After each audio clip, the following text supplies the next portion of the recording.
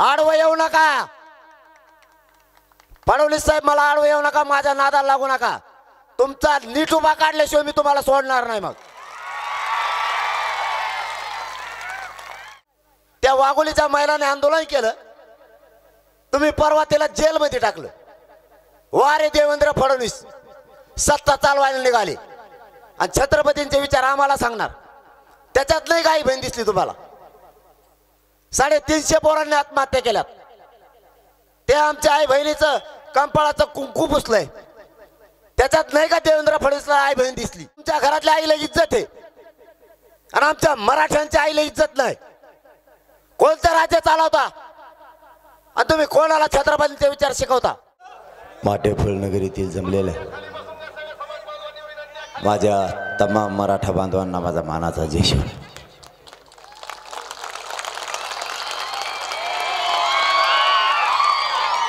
मराठा आरक्षणाची लढाई मराठ्यांनी एकजुटीच्या जोरावर मराठ्यांनी ही मराठा आरक्षणाची लढाई आता जिंकत आणली. आरक्षण मिळणार का नाही ही शंका मराठ्यांच्या डोक्यातून आता निघून गेली.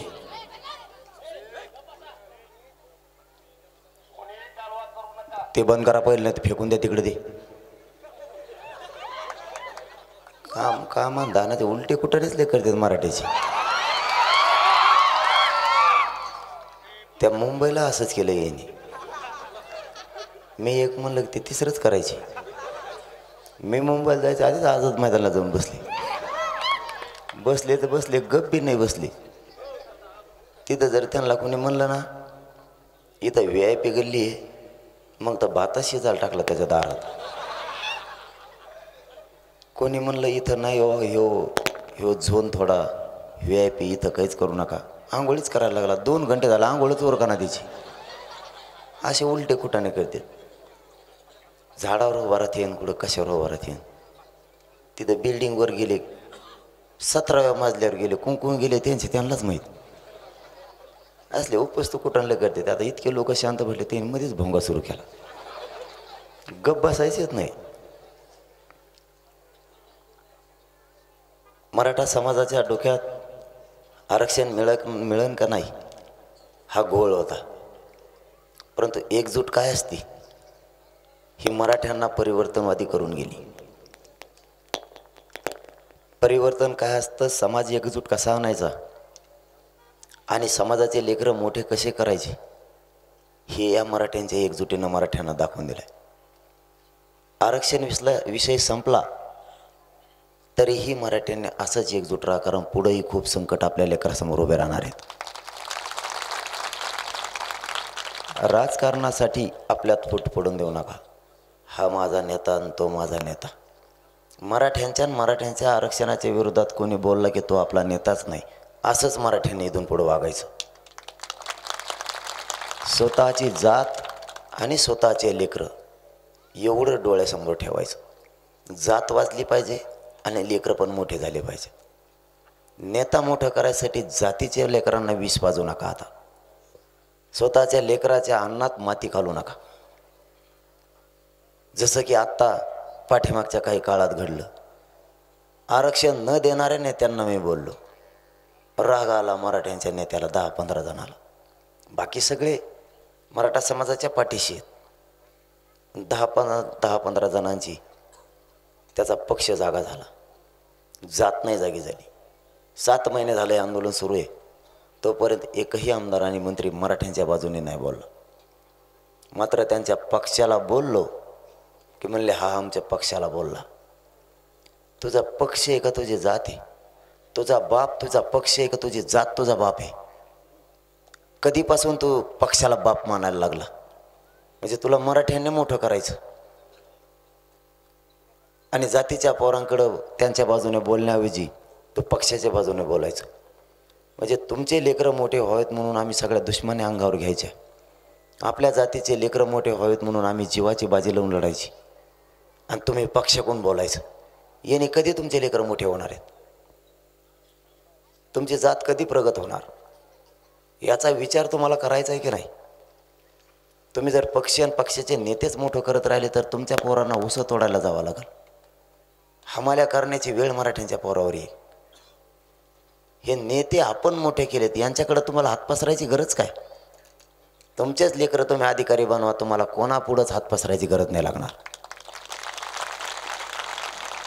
एकतर मराठ्यांना शेती एकीकडून साथ देत नाही, त्याच्यात आरक्षण नाही, पोरंही सुधरत नाहीत, सगळे पोरं सुशिक्षित बेकार व्हायला लागले. एवढा मोठा समाज आणि आपलं कुटुंब संकटात असूनही आपल्या बाजूने आपलाच मंत्री आणि आमदार बोलत नाही, तर मग नेमकं आपलं कोण? मग आपण यांना कशासाठी मोठं करतोय? नेमकं आपल्या पोरांचे मुडदे पाडण्यासाठी. आज आपल्या पोरांवरती संकट आहे, आपल्या जातीवर संकट आहे. आपली जात सुधारली पाहिजे. आता थुकू नका. आपली जात सुधारली पाहिजे, आपली जात मोठी झाली पाहिजे, हा विचार आपल्याला डोक्यात घ्यावा लागणार आहे. यांचे लेकरं सुधारले हो. आपल्या मतावर यांचे पोरं अमेरिकेलाच शिकायला गेलेत, परदेशात शिकतात बळावर आपल्या. यांची दादागिरी कोणाच्या जीवावर आहे? फक्त तुमच्या. यांच्या जर आईला कोणी म्हणलं ना तर तुम्ही दगड घेऊन त्याच्या मदतीला जाताय, म्हणून यांना मस्ती आली. तुम्ही जर यांची साथ सोडली ना तर यांना रोडनी फक्त त्यांना पुतण्याला चुलत्यालाच कुत्रं घेऊन रोडनी हिंडावं लागेल. इतकी वाईट वेळ यांच्यावर येईल. फक्त तुम्ही तुमची जात आणि लेकरं डोळ्यासमोर ठेवा. हे दोन गोष्टी मोठ्या करायचं जर डोक्यात ठेवलं तर ते तुमच्या पायावर नाक घासतील, पायावर. मदत करा म्हणून. पण तुम्ही जर त्यांच्याकडे हात पसरायला गेलात मदतीची, ते कधीच तुमचे लेकरं मोठे होऊ देणार नाहीत. 70-75 वर्षात आणखीन मोठे होऊ दिले नाहीत. तेच पुरुष नाहीत 75 वर्षांपासून. आपल्या पोरांना केंद्रीय कॉलेज मिळत नाहीत, ना उच्च शिक्षण घेता येत नाही, ना नोकऱ्या मिळत नाहीत. नोकरीतला टक्काच मराठ्यांचा कमी झाला, तरीही तुम्ही भानावर येणार. आज त्या दिवशी मी बोललो नेत्याला, ज्याने चूक केली त्याला, तुम्ही माझा आंदोलनाचा पूर्ण इतिहास तपासा 7 महिन्याचा. मी बळच कोणत्याच नेत्याला बोललेलं नाही. पक्ष माझ्या डोक्यात नाहीच आहे. माझ्या डोक्यात माझी जात आहे आणि याच जातीला मी मायबाप मानला आणि दैवत मानलंय. मी स्वतःहून एकाही नेत्याला आत्तापर्यंत बोललो नाही, एकाही. पण तो जर माझ्या जातीच्या आणि आरक्षणाच्या विरोधात बोलला तर मी त्याला सोडलेलंच नाही, मग तो कोणाचाही असो. त्या दिवशी देवेंद्र फडणवीसांनी चूक केली म्हणून बोललो. 6 महिन्यात मी देवेंद्र फडणवीसांना बोललेलं दाखवा, एकाही शब्दानं बोललेलं नाही. त्यांनी त्या दिवशी डाव रचला म्हणून बोललो. कोणाच्या बाजूने बोललो? जातीच्याच बोललो ना. तुमचेच लेकरं मोठे व्हावेत म्हणूनच बोललो ना. तुम्हाला जर एखाद्या विषयासाठी जर 6 महिने घरी चक्रा मारायला लावल्या, तुमची सुद्धा तळपायाच्या मस्तकाला जाणार आहे. 6 महिने झाले तू आम्हाला चक्रा मारायला लावतो, तुम्ही सुद्धा बोलणारच आहेत. त्याच भूमिकेत मी होतो, कारण माझा करोडोना मराठा समाज रस्त्यावर आहे. तुम्ही आज आरक्षण देतो, उद्या देतो म्हणून 6 महिने झाले. माझेही तळपायाच्या आग मस्तकाला गेले. माझ्या समाजावर अन्याय किती दिवस, आणि मी का सहन करायचा? कशा कारणानं सहन करायचा मी तो? म्हणून देवेंद्र फडणवीसांनी त्याशिवाय डाव रचला. 20 तारखेचं विशेष अधिवेशन हे सगळ्या सोयऱ्यांची अंमलबजावणीसाठी बोलवलेलं आहे. तिथं मध्येच घाट घातला, मध्येच डाव टाकला मराठ्यांवरती. मागासवर्ग आयोगाचा अर्जंट अहवाल मागून घेतला. मुख्यमंत्र्यांनी अगोदरच्या दिवशी स्वीकारला. अधिवेशनाच्या अगोदर 1 घंटा कॅबिनेट समोर ठेवला आणि तो विधानसभेच्या पटलावर सुद्धा मुख्यमंत्र्यांनी ठेवला आणि चर्चा सुरू केली. आम्ही आरक्षण मागतोय ओबीसीतून.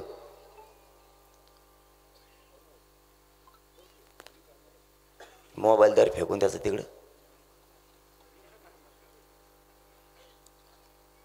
आम्ही आरक्षण मागतोय ओबीसीतून. तुम्ही आरक्षण देताय आम्हाला न टिकणार 10%, 50%च्या वर. 2018ला तुम्ही असेच केलं. 13% आरक्षण दिलं, ते आरक्षण रद्द झालं. लाखो पोरं घरी आमचे रडत आलेत. सुशिक्षित बेकार म्हणून आजही हिंडायला लागले ते. आणखीन ते पोर आंदोलनं करतात की आमच्या निवड झाल्यात नियुक्त्या द्या. क्लास 1 पासून 4 पर्यंतचे पोर आहेत ते. वर्गवारी मोठी आहे त्यांची पोस्टिंग मोठी आहे, तरीही पोर आज घरी आहेत. आईबापांना आपले लेकर अधिकारी व्हावेत म्हणून शिकवलेले आहेत. सुशिक्षित बेकार होऊन रस्त्याने हिंडावत म्हणून नाही शिकलेले. कर्ज काढून आईबापांनी पोरं शिकवलेत मोठे व्हावेत म्हणून. तुम्ही खोटं आरक्षण दिलं ते रद्द झालं. पुन्हा ते डाव 10% आरक्षण तुम्ही दिलं ते टिकणारच नाहीये. त्यासाठी माझा करोडो मराठा समाज रस्त्यावर आला का? आज 300-400 पोरांची आत्महत्या झाल्या, त्यांचे कुटुंब उघड्यावर पडले. कोणी नाही त्यांच्या लेकरांना सांभाळायला. करता बाप गेला, करता पोरग गेलं.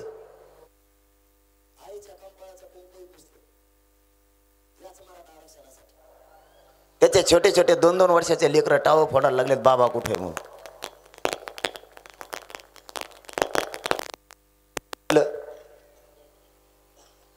आरक्षणही गेलं, बापही गेला. मराठा समाजाच्या लेकराला नोकऱ्याही नाही.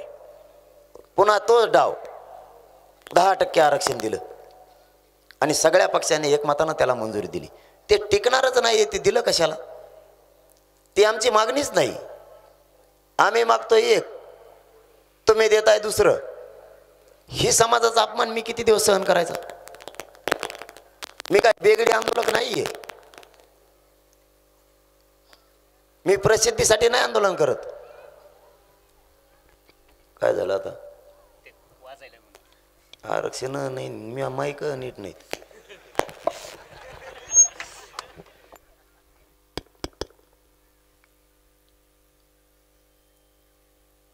प्रत्येक वेळेस मराठ्यांची फसवणूक करायची आणि आम्ही किती दिवस सहन करायचं? बोललं तर तुम्हाला राग येतो. आणि आमचे लोक 7 महिने झाले आंदोलन उभा करतात, रस्त्यावर आहेत. हे नाही दिसत तुम्हाला? एका शेतकरी गावानं 7-7 महिने आंदोलन चालवणं साधी सोपी गोष्ट नाहीये. आज शेतातले कामं बुडून ते आंदोलन चालवायला लागतं. आंतरवाले आणि त्या परिसरातले गोदापट्ट्यातले, जसा तुमचा मांजरा पट्टा खंबीर आमच्या आंदोलनाच्या मराठ्यांच्या पाठीशी उभा राहिला, तसाच गोदापट्ट्यात आंदोलन सुरू आहे. ते गावं रात्रंदिवस तिथं झुंज देत आहेत मराठे मोठे व्हावेत म्हणून. राज्यातला कानाकोपऱ्यातला करोडोच्या संख्येनं मराठा समाज एकत्र आला आणि तुम्ही आम्ही मागतोय ते आरक्षण देणार नाहीत, आमचं वाटोळं करणार. किती दिवस सहन करणार? आणि काय चुकीचं बोललो मी? विधानसभेत चर्चा केली, याने आई बहिणीवरून आम्हाला बोलला. देवेंद्र फडणवीस डावं तुम्ही टाकायचे, प्रत्येक वेळेस मराठ्यांना तुम्ही फसवायचं. तुम्हाला काय गरज होती ही मराठ्यावर डाव टाकण्याचं? 10% आरक्षणाचा.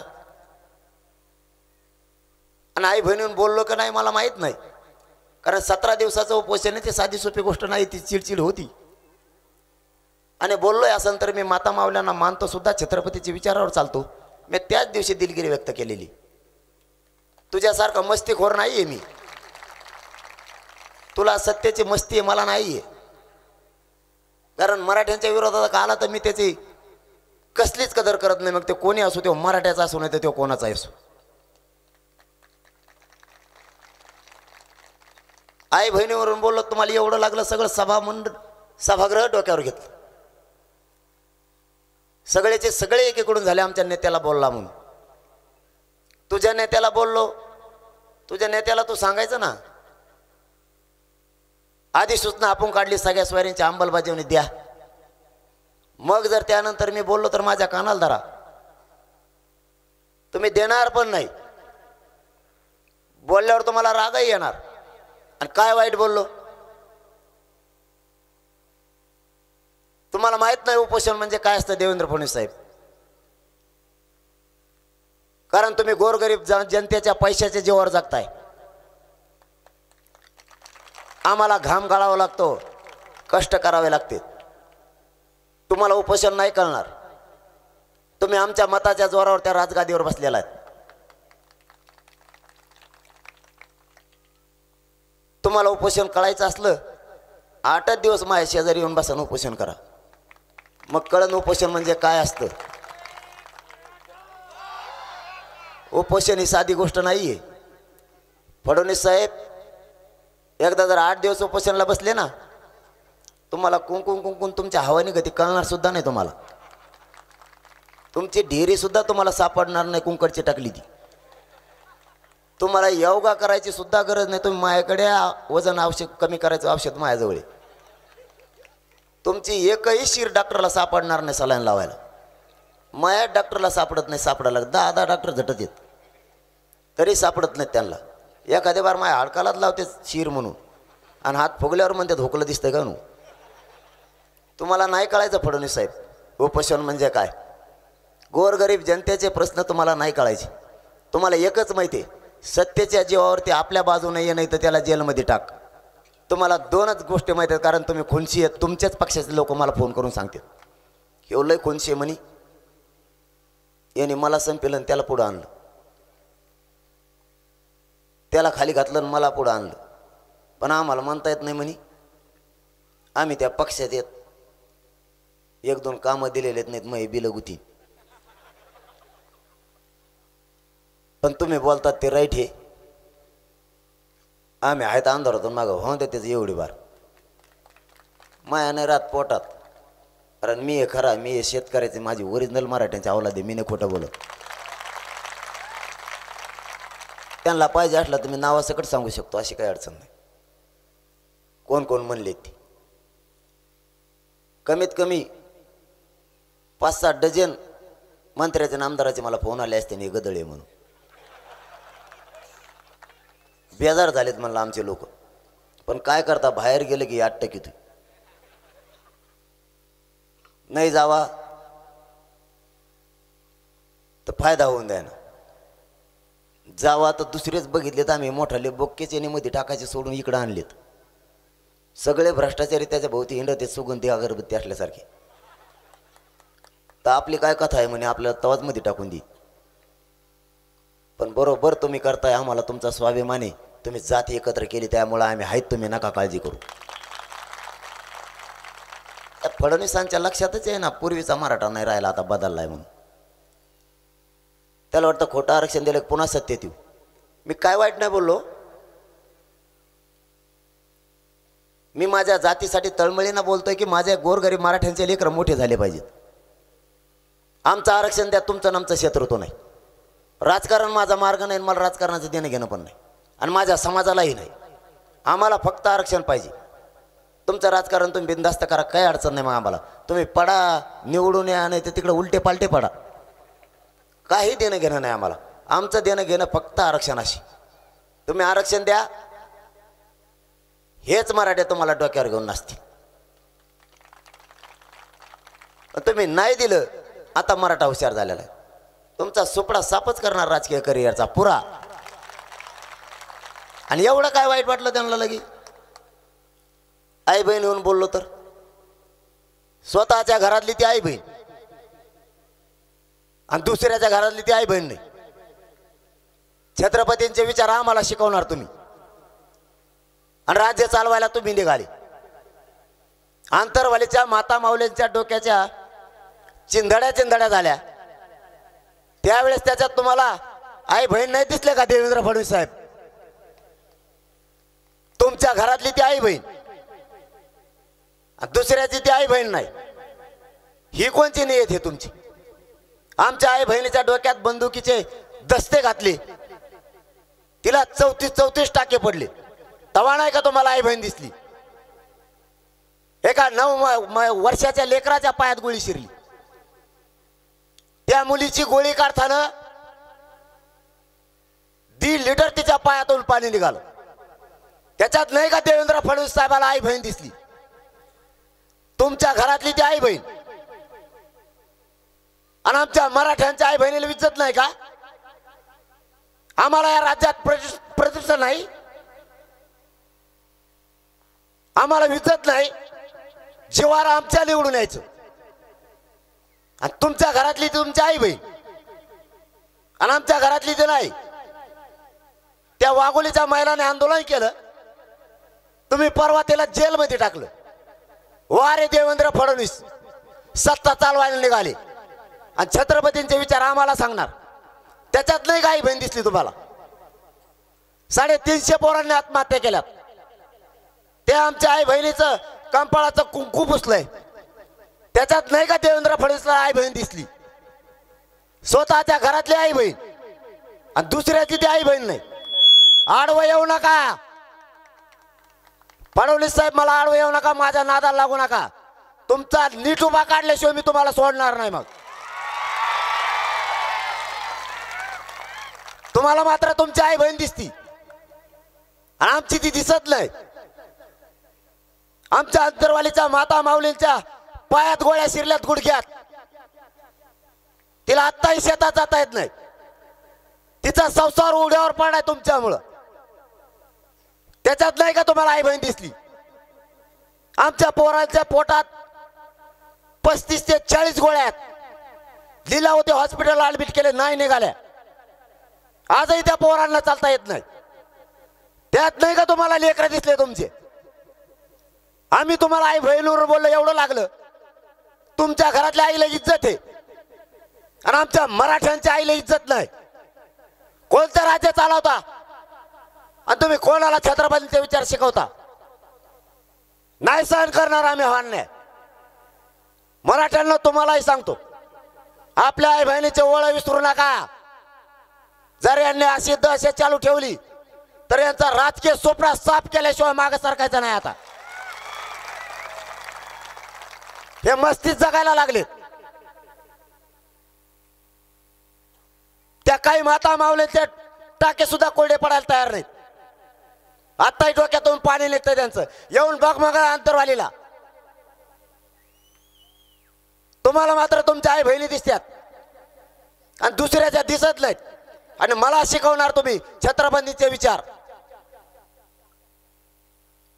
10% आरक्षण दिलं ते खोटं दिलं. ते घे, नाहीतर तुला मध्ये टाकू. मला फडणवीस साहेब, मला मध्ये टाकायला हिंमत लागते, हिंमत.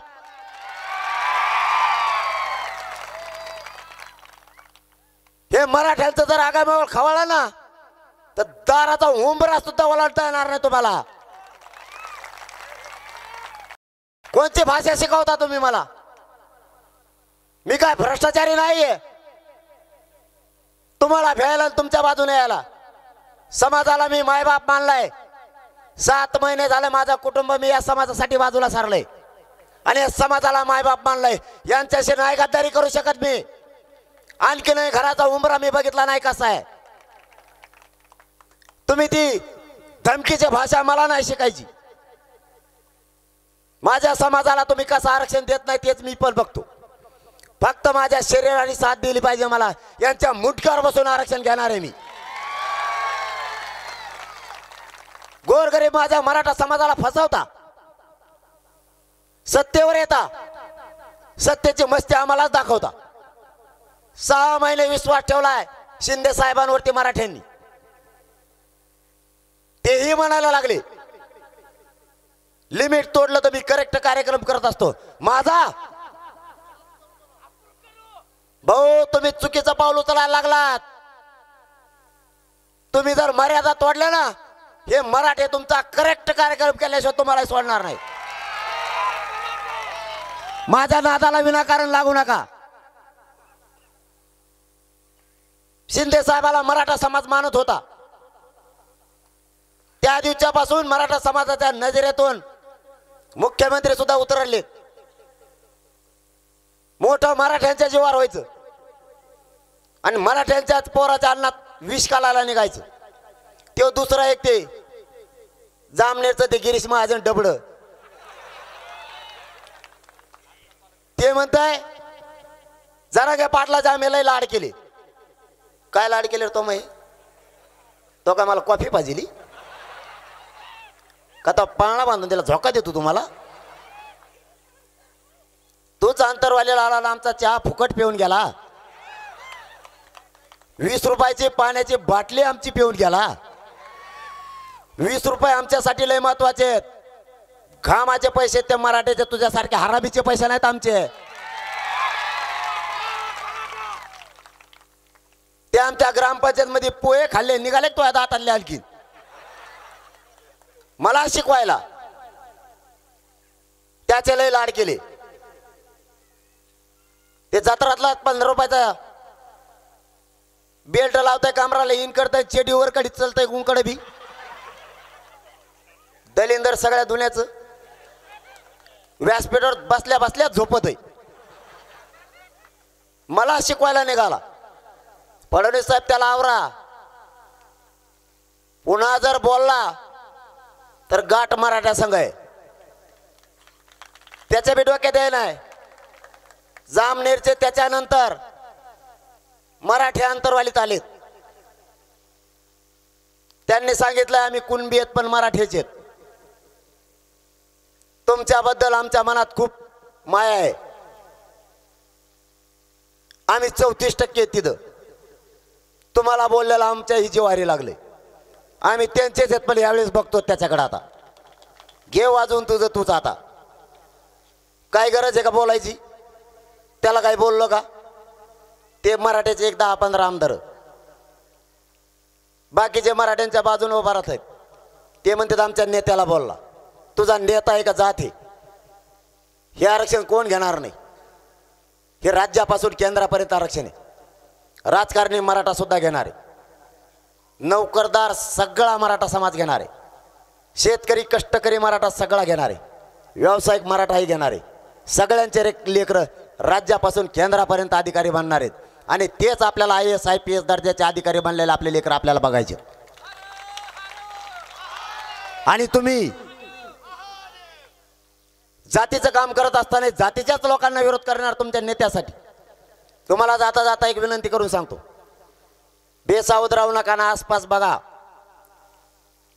कोण नाही ते, मग तो कोणत्या पक्षाचा असो.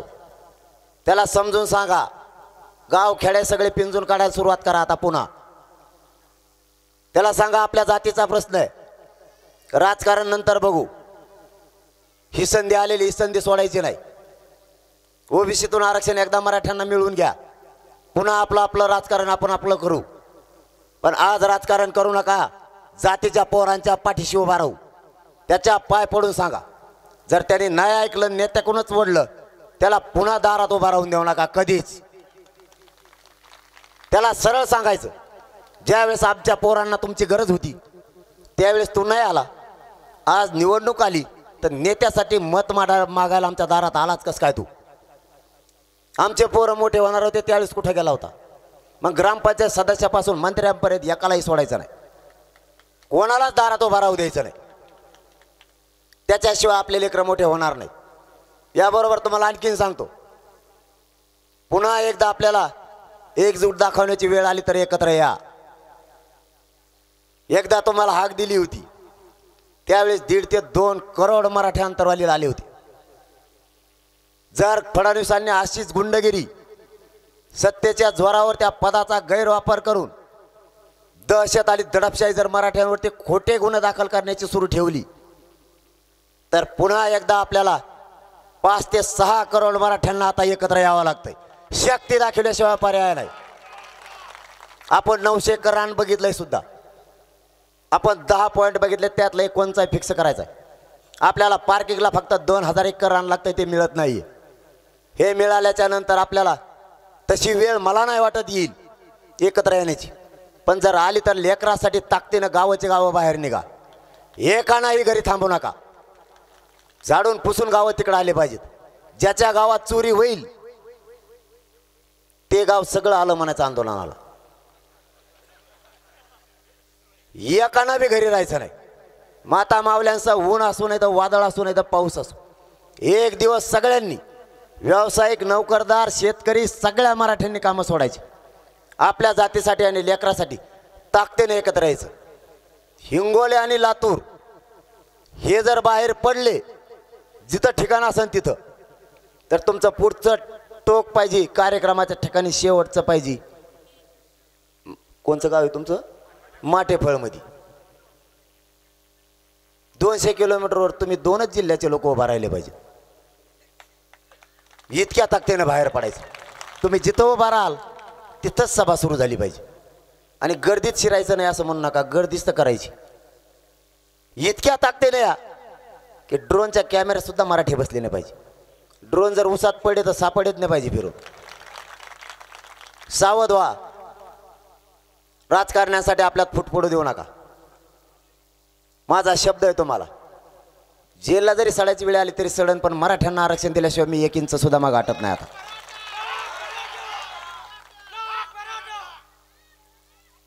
आपल्याला ही लढाई जिंकायची.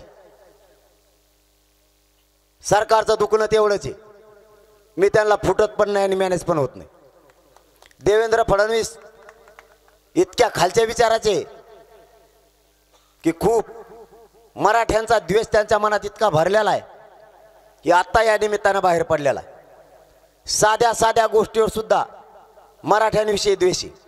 जेसीबी लावल्या गुन्हे दाखल कर, बोर्ड लावला गुन्हे दाखल कर, रास्ता रोको केला गुन्हे दाखल कर, रॅली काढली कर, साखळी उपोषण केलं तरी गुन्हा दाखल.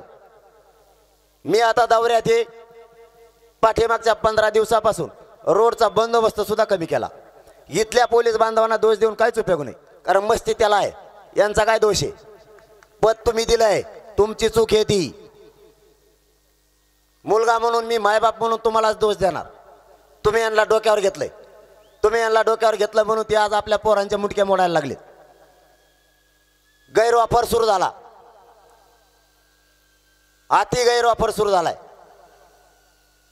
काय रे आले काय चर्चाला वरून? तुम्ही लावलाय, शासनाने लावलाय ड्रोन कॅमेरा? आता हे चाळे सुरू केले की देवेंद्र फडणवीसनी? काहीच होणार नाही भाऊ. नादात लागू नको, आडवं शिरायचं काम करू नको भाऊ आणखीन तरी. हो, बंदोबस्त सुद्धा माझा कमी केलाय. का? हे असं ऐकत नाही ना, 10% आरक्षण नाही ना घेत, गुतवायाला. मी जर गुतलो ना 7-8 मंत्री संघ घेऊन जाणार. त्याने सगळ्यात जास्त फोन केलेला मला. मी सगळ्या रेकॉर्डिंग व्हायरल करीत असतो त्यांच्या. एकाला सोडणार नाही मी. तर मध्ये जायला भेट बी नाही. मी जेलमध्ये गेलो तरी कायद्याचा मोर्चा काढीत असतो मी. मराठ्याच्या कैद्याचा सगळ्याचा. आतल्या मराठ्यांच्या कायद्याला सगळ्याला आरक्षण शिकीन मी. सगळे मराठ्याचे कैदी माझ्याजवळ बसीन आणि त्यांना आरक्षण शिकीन. त्यांना म्हणून तू कामातून गेला आणि मी बी गेलो. आता आपण मोर्चा काढू. तो या कामाला नाही आला, तू चुलत्याचं कामाला येईन, चल मोर्चा काढू आपण. तरी सुट्टी नाही देवेंद्र फडणवीसला. देऊ शकत नाही, देणार सुद्धा नाही. बंदोबस्त कमी केला, हल्ला व्हावा म्हणून. त्याचा भाजपचा कार्यकर्त्याला राज्यात कुठेतरी हल्ला घडून आणायचा आहे माझ्या. देवेंद्र फडणवीस साहेब, त्याला म्हणा फक्त माझ्या गाडीच्या पुढे येऊन दाखव, मग दाखवतो तुला काय ते. कच्च्या तालमीतला नाही मी पण. आणि तुमच्या संरक्षणाची नाही गरज मला. माझा मराठा समाज माझं संरक्षण करायला समर्थ आहे. जाताना तुम्हाला मायबाप एवढं सांगतो, सावध राहा, गावाचे गाव जागे करा. आपल्याला ही लढाई जिंकायची. कोणीही गाफील राहू नका. आता जर आपण सहन केलं तर आपल्या पोरांना न्याय मिळणार आहे. किती खोटे केसेस करू दे, आपण काय खुणं केलेलं नाहीयेत. आपल्या लेकरासाठी घ्या अंगावर. काय होत नाही, केसेस न वकील फुकट आहेत. पण लढायला कोणी मागं सरकू नका. नसता पुढच्या पिढीला खूप त्रास सहन करावा लागणार आहे. आत्ताच लाखो पोरं सुशिक्षित बेकार आहेत. आरक्षण घेतल्याशिवाय नाही हटायचं. तुम्हाला माझा शब्द आहे. तुमच्या पाठबळावर लढतोय मी, तुमच्या आशीर्वादावर लढतोय. तुम्हाला आज शब्द देऊन जातोय. माझा जीव जरी गेला ना तरी ओबीसीतून आरक्षण घेऊन तुमच्या लेकराच्या डोक्यावर गुलाल टाकल्याशिवाय 1 इंचही मागं सरकणार नाही, हे शब्द तुम्हाला देतो आणि थांबतो. धन्यवाद. जय शिवराय. मला